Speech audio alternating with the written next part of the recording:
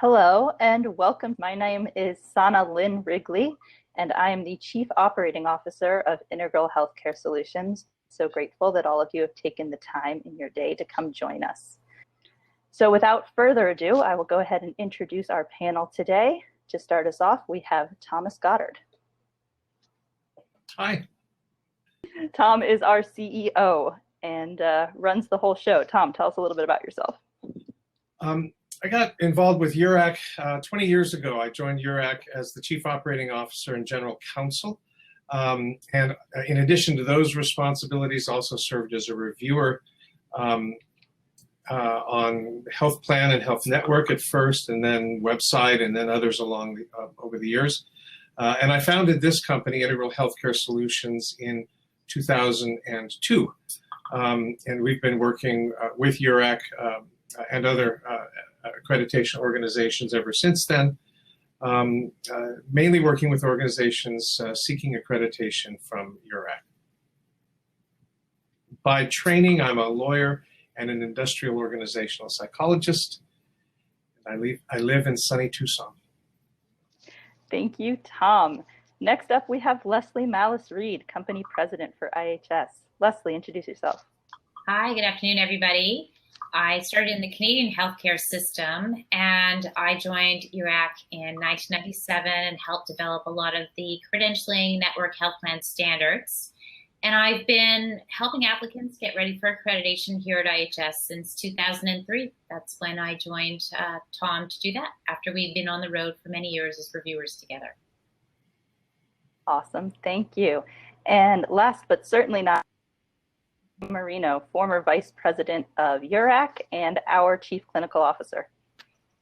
Hi, everyone.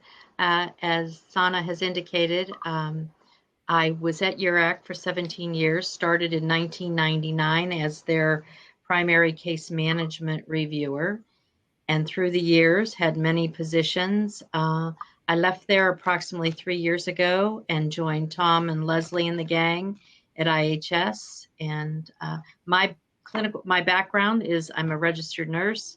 I have a master's in healthcare administration, and I'm really excited to be here today. Thank you, Sue.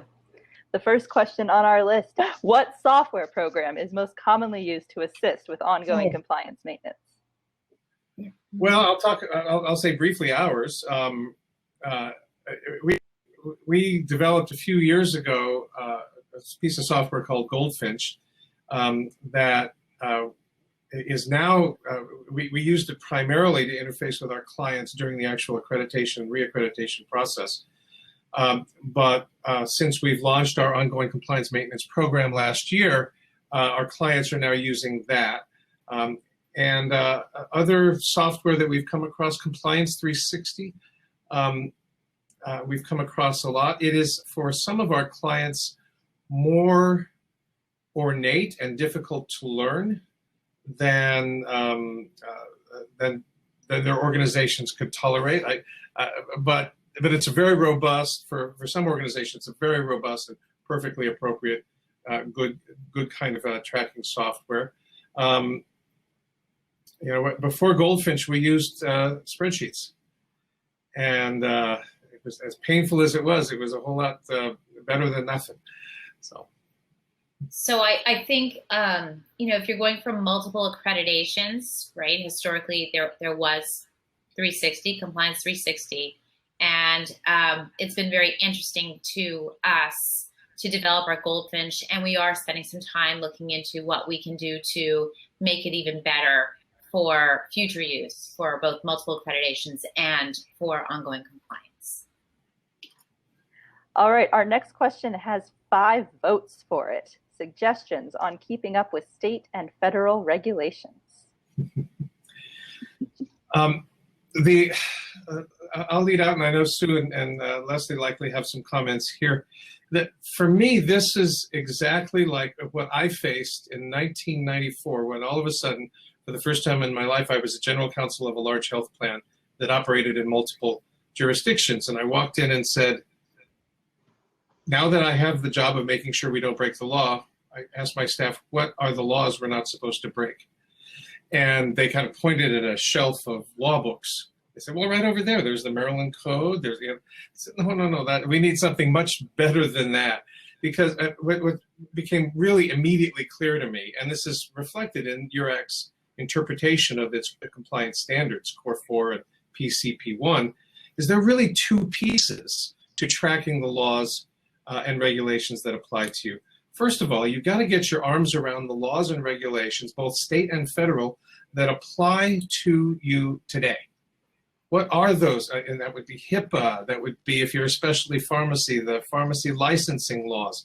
It's both the kind of general healthcare laws that apply to everybody, fraud, waste, and abuse, and so on, and those that apply to your organization today based on what you do, whether you're a specialty pharmacy or health plan or case management organization, and so on.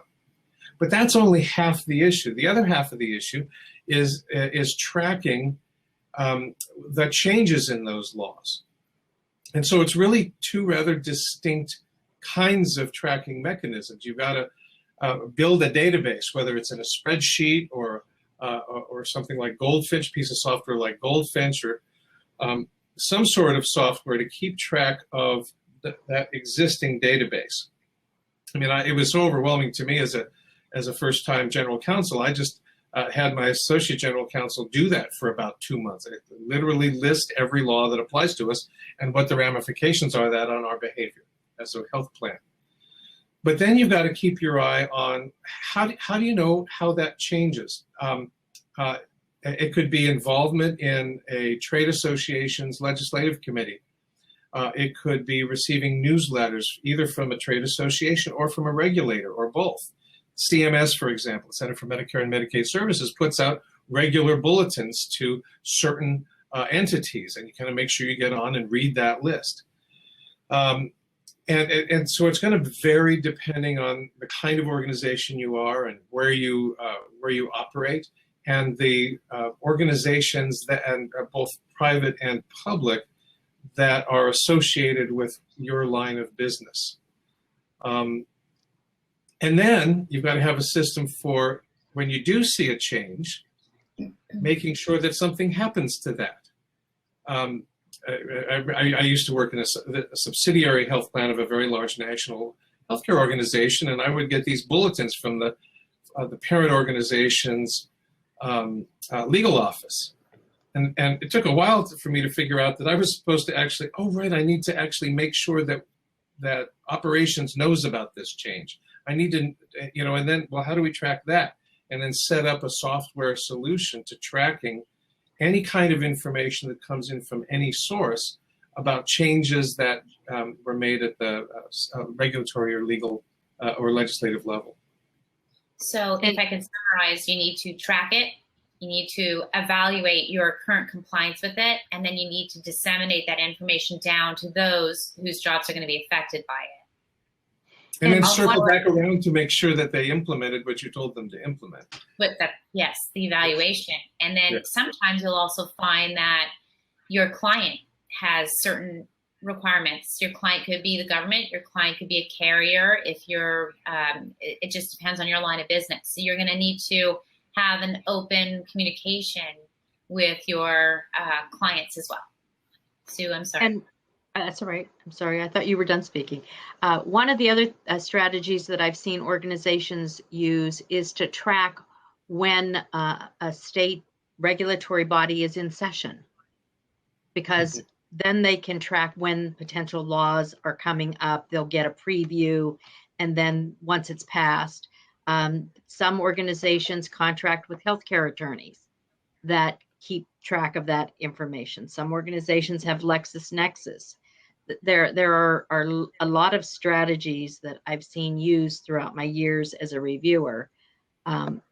And, just having that mechanism well defined. And as both Tom and Lesley spoke about, what is that mechanism to evaluate whether that particular change in the regulation has an impact on your organization is key. Because you need to get subject matter experts at the table from different departments, interdepartmental meetings, because you may not be aware of how that may impact the UM department or the claims department. And so having those subject matter experts hearing about the requirements and then them having an aha moment and saying, hey, that impacts us in a big way. And Lesley, you alluded to another source of compliance when you mentioned your company's clients' requirements. This is particularly compelling if your client is the government. If, let's say, you're a Medicaid health plan, or if you're in the TRICARE system as either a health network or a health plan.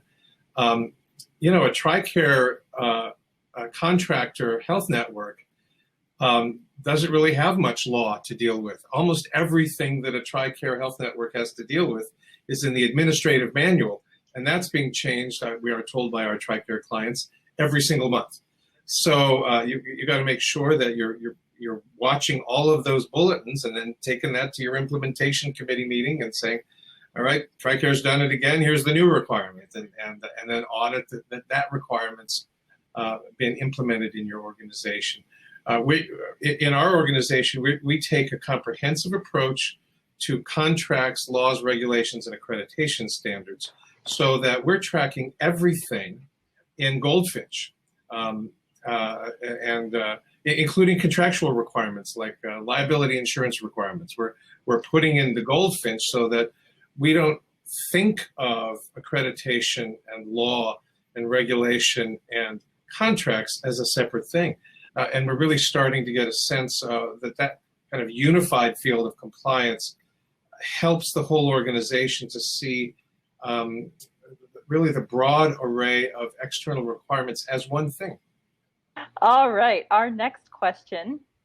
If you are assessing your program on a quarterly basis and monitoring performance, does URAC expect to see an annual report separately from the quarterly documentation?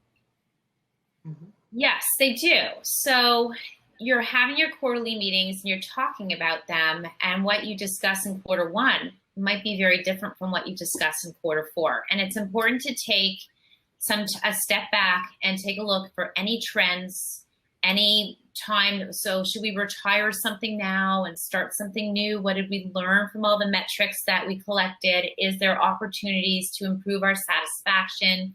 Did we identify an issue? So it's really important to take that step back, take a look at it. And in quality management, you actually have to take it from the quality management committee and send it to a committee that oversees quality management for their assessment and evaluation too. Perfect, thank you. And the next question is, what type of services does your organization provide annually to help organizations stay in compliance and avoid denial of accreditations?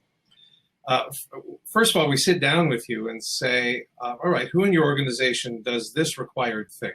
And who and what committees do these required things? So we map out on an individual basis what your monthly, quarterly, and annual requirements are, and that's usually based on the accreditation requirements, and based on and we find out who in your organization handles this, who's the chairman of that committee, who's the point person on those issues. And then we set up a series of notifications that come out monthly that remind you, don't forget, this is the month that your quality committee has to do X, Y, and Z.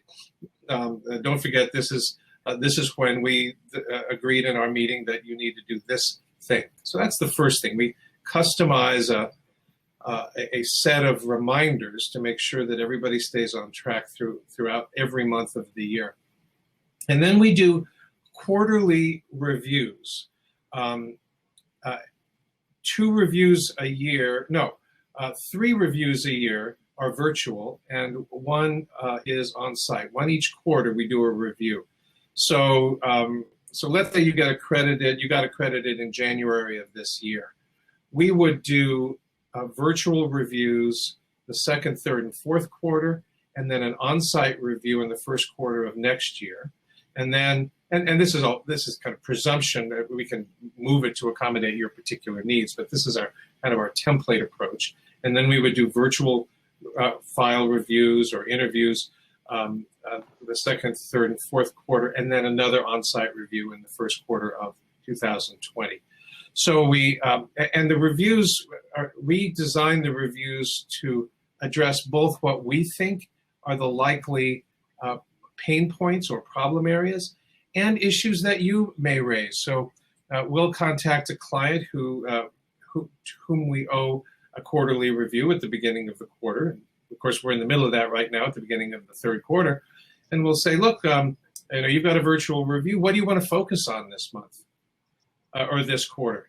And they might say, well, it's a credentialing. We've got some real concerns about some organizational changes over in credentialing. Or, you know what, last quarter we encountered, Sue uncovered some stuff in our medical management processes, and we'd like to see if we've implemented the fixes to those. And so we will adapt our quarterly virtual or on-site reviews to both what we think are the needs and what your organization think are the needs. What have I left out, Sana?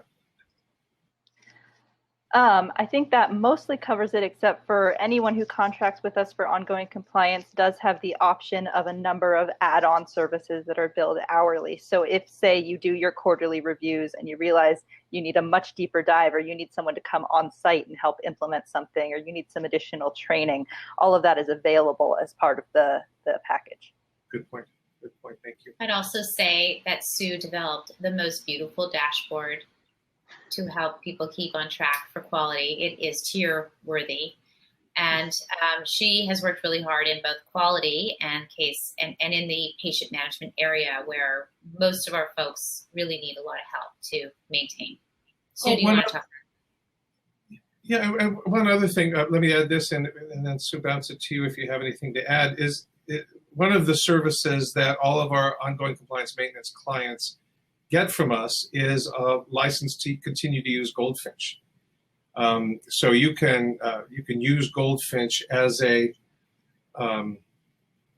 ongoing way of maintaining your accreditation and otherwise compliance world. And so even if you're done with your accreditation process. I have nothing to add. Thank you. And I just want to call out Sue's getting some love for that quality dashboard over on the chat bar on the side. It really is an incredible tool. If you have any further questions, you're welcome to reach out, send us an email. If you have a topic you'd like to see us do a webinar on, go ahead and shoot us an email. Let us know. Thank you very much, and we hope you have an excellent rest of your day. Take care, everybody. Thank Thanks you. for coming. Bye-bye.